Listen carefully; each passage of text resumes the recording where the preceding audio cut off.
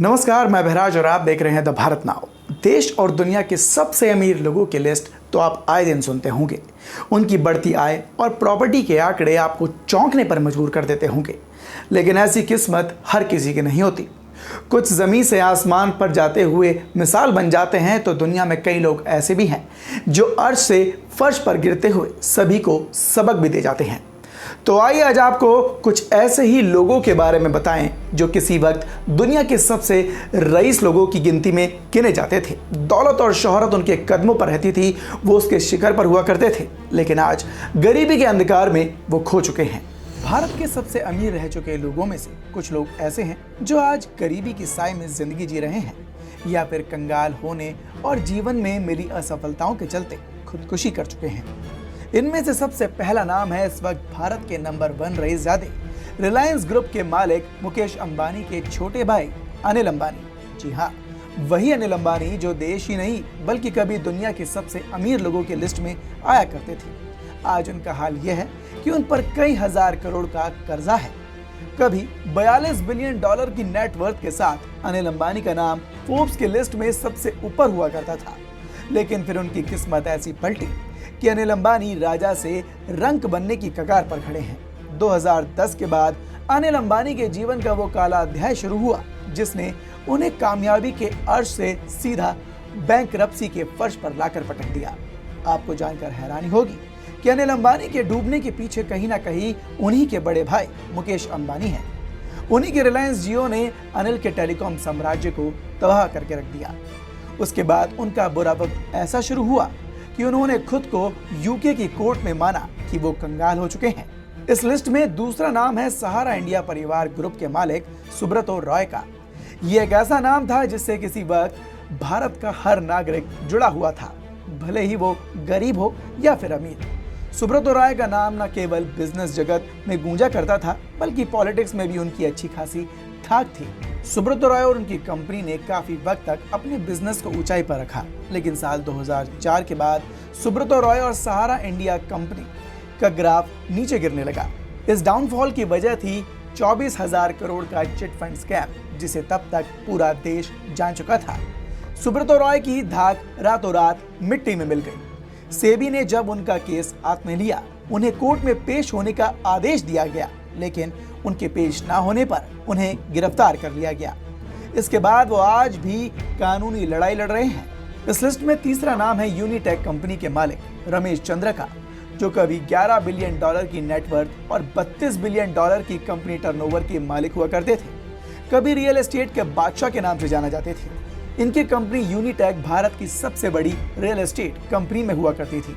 1971 में शुरू हुई कंपनी को इन्होंने मेहनत और लगन से खड़ा किया, लेकिन 2008 में रिसेशन आने के बाद रमेश चंद्रा को तगड़ा झटका लगा और इनका बुरा वक्त शुरू हो गया।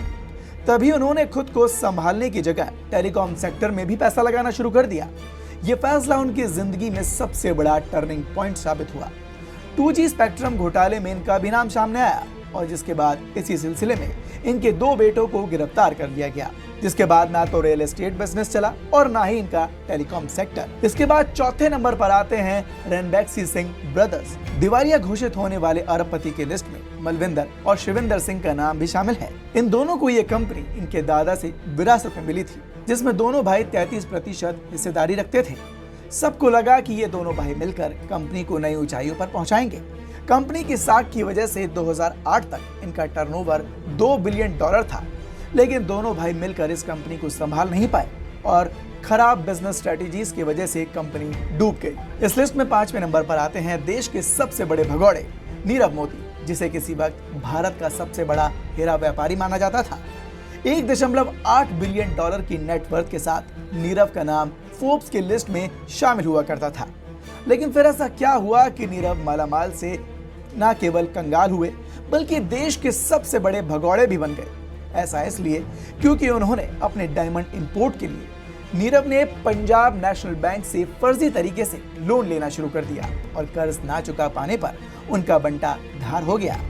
फिर 2018 में जब इनका केस सामने आया तो खुद को बचाने के चक्कर में वो देश छोड़कर भाग गए। हजारों करोड़ के स्कैम ने पीएनबी बैंक की नींव तक को हिला कर रख दिया। छठे नंबर पर आते हैं लैविश जिंदगी जीने वाले विजय माल्या, जो न केवल बड़े बिजनेसमैन थे बल्कि राज्यसभा से सांसद भी रह चुके थे। इनकी किंगफिशर एयरलाइंस पूरी दुनिया में फैली हुई थी, लेकिन आज ये भी देश के सबसे बड़े भगौड़े में शामिल हैं। इन्होंने तो सीधे भारत के सबसे बड़े बैंक SBI को ही चूना लगा दिया। हजारों करोड़ का चूना लगाने के बाद आज वो भगौड़े हैं। शराब बेचने से लेकर IPL की टीम खरीदने तक साल 2007 में डेक्कन एयर की डील इनके लिए सबसे बड़ा टर्निंग पॉइंट साबित हुई, जिसके घाटे से उभरने के लिए उन्होंने एयरलाइंस के दाम बढ़ाना शुरू कर दिए और यहीं से उनका बुरा वक्त शुरू हो गया। 7वें नंबर पर आते हैं रामलिंग राजू। इनका नाम कभी IT सॉफ्टवेयर इंडस्ट्री में पूरी दुनिया में शान से लिया जाता था। इन्होंने 1987 में सत्यम कंप्यूटर्स कंपनी शुरू की, जिसके बाद 2008 तक इनकी कंपनी का टर्नओवर $2 बिलियन से ऊपर पहुंच गया। सत्यम कंप्यूटर का नाम भारत की चौथी सबसे बड़ी IT कंपनी की लिस्ट में शामिल हो गया। लेकिन इन सब के बीच रामलिंग राजू फ्रॉड करने लगे और रियल एस्टेट में पैसा लगाने लगे। इन्होंने अपनी कंपनी के प्रॉफिट में गड़बड़ी शुरू कर दी। सिर्फ इतना ही नहीं, अपने इन्वेस्टर्स और शेयर होल्डर्स को काफी वक्त तक धोखे में रखा। लेकिन रिसेशन पीरियड में इनका हाल भी बेहाल हो गया। इनका रियल एस्टेट पूरी तरह से डूब गया। जो फ्रॉड ये कर रहे थे वो सबके सामने आ गया। ऐसे में 2015 में रामलिंग राजू को जेल जाना पड़ा। नंबर 8 पर आते हैं मेहुल चोकसी, जो आज दूसरे देश में छिप कर रह रहे हैं। मेहुल चोकसी किसी वक्त भारत में सबसे रईस शख्स थे, जिन्हें आज भले ही पूरी दुनिया भगौड़े व्यापारी के तौर पर जानती हो, लेकिन एक वक्त था जब भारत में इनके नाम का सिक्का चलता था। गीतांजलि ब्रांड के मालिक के नाम से शुमार इस शख्स की नेटवर्थ सैकड़ों करोड़ थी। लेकिन साल 2018 में इनका नाम भी PNB स्कैम और मनी लॉन्ड्रिंग जैसे मामलों में सामने आ गया।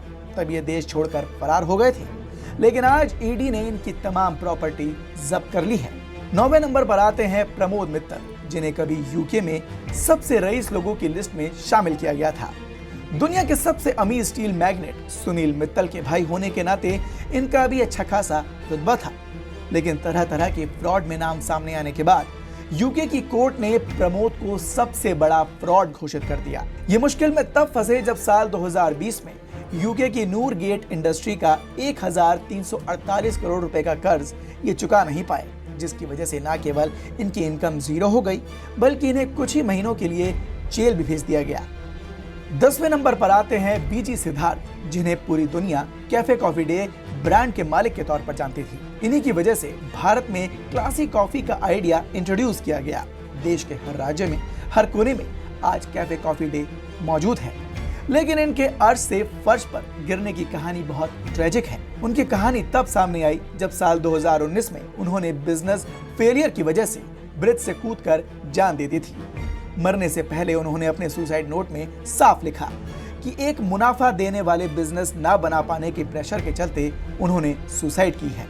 तो ये थी कुछ ऐसे लोगों की कहानी जो कामयाबी की नहीं बल्कि नाकामयाबी की मिसाल बने, जिनकी नाकामयाबी हर एक एंटरप्रेन्योर के लिए सबक बनी। इस वीडियो पर आपकी क्या राय है, हमें कमेंट बॉक्स में कमेंट कर जरूर बताएं और देखते रहें द भारत नाउ।